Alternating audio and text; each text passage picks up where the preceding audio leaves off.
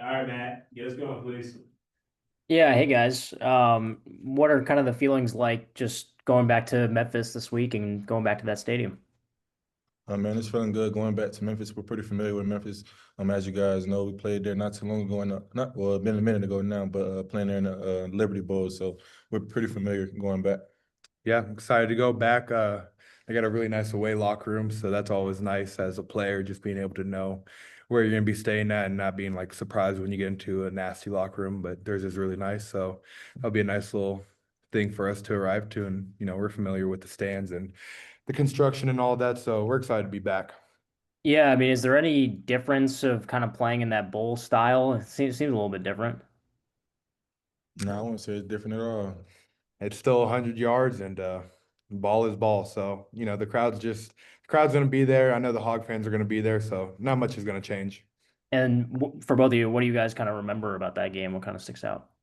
Man, it was super electric. And then playing in Memphis, I didn't know there was a lot of Hawk fans that were going to show up at that game, but since it's so close, it almost feels like a home game as well. So, Yeah, I remember just being there. That was like my first true time being at a bowl game where, it felt like a home game, like Larry said. I mean, I just remember the whole ARB side was completely packed out, and I'm expecting the same thing Saturday. So I'm excited to see all the Hog fans again out there.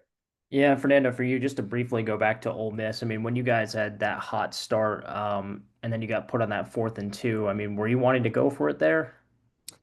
Uh,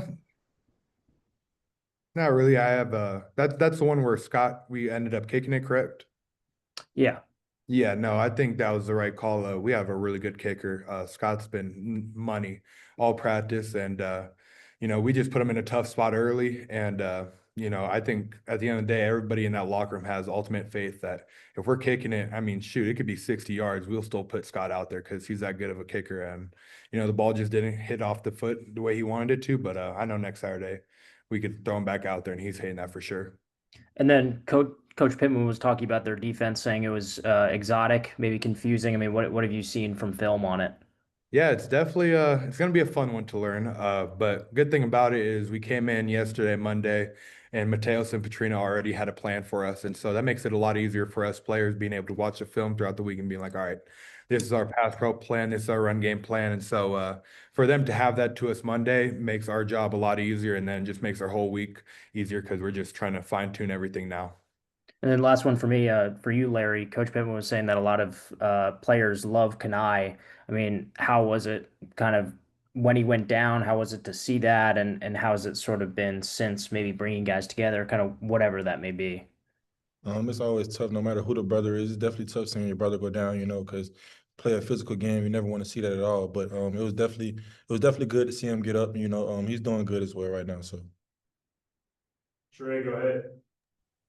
Yeah, Larry, I know you guys didn't live up to your expectations on Saturday, and Coach Pittman talked a little bit about not doing so much like check into check and all that stuff and just letting you guys play. Just curious about what your thoughts are on why things didn't go the way you guys planned and what's being done to correct it this week. This week we're gonna get back to the basics, just communicating and just going out there playing our fast-nosed football that we know. Yeah, Fernando, I kind of the opposite for you. I'm sure there was some confirmation for you guys that you guys are doing right. But I'm sure there are also things that you picked out that maybe that you feel like y'all need to improve on. Just your, I guess, thoughts on the way the offensive line played, and then where the areas that you feel that you can improve moving forward. Yeah, I think we came out firing. Obviously, we didn't get that first drive. We didn't get what we wanted out of it. But then I feel like we played a pretty complete game leading up into that third quarter, and then that's kind of where the drop off came. And we put ourselves in a lot of second and longs, which I felt like we were at a lot last year. And so I think just being able to play a complete game is what we got to focus on now. We know we could score, but it's doing it all game. And our standard is, we're going to be the number one offense in the country, and we're going to score every time we're out there. And we didn't execute that last Saturday, and so we didn't live up to our standard. And so I think we all know what we had to do, and we're back at work today and trying to get it fixed. What's your thoughts on just having Talon back there, and I guess maybe a sense that he could do anything at any time, and also for you, Larry, does that take any pressure off the defense, feeling like you have an offense and a quarterback that can put up a lot of points? Yeah, it's a true blessing. I'm extremely grateful for Talon. He makes the offensive line job really easy because obviously he could scramble. But then a lot of things that people don't see is just kind of his knowledge of the game right now and just the way he commands the game and controls it. Compared to last year, there was times where, offensive line maybe didn't pick up the things that we maybe should have seen, but now Talon's, seen and he's calling it out for us and he's making our jobs a heck of a lot easier because he knows what's going on and he's playing the game inside the game. And so it's a true blessing to have him back there. And he's one of the best quarterbacks in the nation. So, I mean, I have nothing to complain about. Not one of the best. He is the best quarterback in the nation right now. But it definitely makes our job on defense a lot easier too as well. Because you kind of when our offense is putting up a lot of points like that, it kind of puts the opposing team offense in like a panic mode. So when we're putting up points like that, man, it definitely helps us out a lot. Thanks, guys. Tom, go ahead. Y'all don't have to worry about how y'all are looking, man. I mean, look how scruffy some of us are. Look at Biddy's hair. No, Look at your hair, Tom. I know. Hey, Larry, the Memphis offensive attack, good RPO game quarterback. What do you make of what you're going to see on Saturday? Man, they have a great run game. It's not too complex. They don't try to be too complex with their run game. They're super simple with their run game, but what they do, they're very great at what they do. So, we definitely got to stop that run game. What do y'all have to correct the most from last Saturday? Just getting back to the basics, just going out there playing with my guys again, Fernando, the Memphis defense, they play some drop, deep 3 deep, and they'll drop 8 sometimes. What do you make of what they're doing? Yeah, they have a very complex defensive scheme, and they like to move a lot. And so I think, like I said earlier in one of the earlier questions, is we got a really good game plan and we got it early, and that just helps us out as players, just being confident because now we have 5 days to practice this game plan instead of sometimes we maybe get a game plan on Wednesday and we have 3 days to kind of perfect it, but we got 5 days to really lock in and.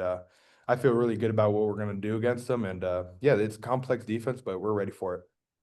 Sam Pittman was telling us last week, it's hard to beat a team that's unbeaten. And that applied to both you guys and Ole Miss last week.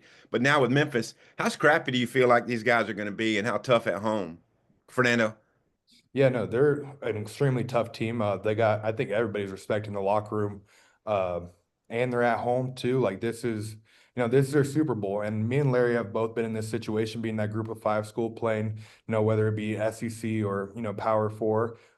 It's everything. That's what you have circled on the calendar. That's what you're looking forward to. That's your money game. And so these guys are going to come out fighting. But I think we have a lot of people in the locker room that realize that. And we are an older group. So I think we're going to handle it just fine. And we're going to go out there and play hog ball. And, at the end of the day, we play our game. Nobody can beat us. Your thoughts, Larry? I really just say what Fernando said. We play in the SEC. It don't matter if a team is undefeated, haven't won any games. We got to go out there and play that dog fight no matter what week it is. So we're just looking forward to our next opponent. I should have looked this up. Did Jacksonville State play Memphis while you were there? No, sir, we didn't. Okay. Well, and just finally, what's the locker room been like after the Ole Miss game? How have y'all come back together, Larry? We never fell apart. Good enough. Fernando, what's the response been on the offensive side of the ball? We're hungry, man. Like I said, our standard was not achieved last Saturday, and so we're just trying to get back to work and achieve that standard this Saturday. Thanks. Jackson, you want to jump in? Yeah, so Fernando, I know obviously it'd been really nice to finish it off with a win, but last year when y'all played Ole Miss, I think you gave up like 8, 9 sacks. This year, 0, from that offensive line. Just how good was it to go up against an FCC defensive line and put forth the type of performance the 5 of you guys did? It feels really good. I mean, there's some stuff in the run game that we wish that we had back. But like you said, man, just protecting Talon, that's a huge point of emphasis coming into this season. And it started off with Caden Killer, man, just getting us in the right spots. He's been money all season. And I'm extremely grateful to have him as our center. And then our 2 edges with E. Harris and Corey Robinson. Those guys are nails out there. And they have things locked down on the edge. And so, obviously we didn't get the outcome we wanted. But, after the game, we came together and we really had like a very sentimental, kind of talk to each other, just how much fun we're having. And, obviously it wasn't the outcome we wanted, but we just love playing together. And so it just kind of reassured me, it's one loss, but this is going to be a heck of a lot of fun this season. And, this is just the beginning to greatness to come with this offensive line group. That little talk y'all had, is that something like you or a Marion or anybody like organizes? Does it happen naturally? Can you kind of just like walk me through that? Yeah, no, it was just right at the end of the game. Kittler brought us all together, being the center. It brought us into the huddle, and he just was like, man, he put his arms around us, and we all put our arms around each other, and just like, man, we're having so much damn fun playing this game, and I'm extremely grateful for all you guys. And we all gave our 2 cents of, how much gratitude we have for each other and how much fun we're having out there. And so it's a true blessing to be able to play with this group and for it to be my last year and this be the group that I finish off with. Appreciate you sharing that with us, man. For you, 3 games now at left guard. I know you had the entire off season, but now that you've been in some live action, how do you think the switch is going? Is it kind of living up to your expectations, maybe, of maximizing your ability? Yeah, I'm loving it. There's still obviously a lot to learn. I mean, practice is practice, but game reps they're priceless, man. And so there's a lot of learning I've been taking in from the first 3 games, and there's still a lot of things I need to fix. And so yeah, I would say I'm enjoying it. I'm having a great time. I feel like it's really complimented me, and it feels like it's complimented the team really well. And so I'm just grateful for what it's done for me and what it's done for the offensive line. Any 1 or 2 ways that immediately come to mind of how it specifically complements you? Yeah, just being able to play in the run, being aggressive, and then also just my knowledge of the offense from last year, being able to sometimes help out Kittler with different looks. And so yeah, I think those were kind of the 2 things that I feel like have really helped me and helped out the team. Larry, I know you guys want Kanai back as soon as possible, but Sam said up in the air for this week. But if he does have to sit, Jaheim's the guy that started a bunch of games for you guys last year.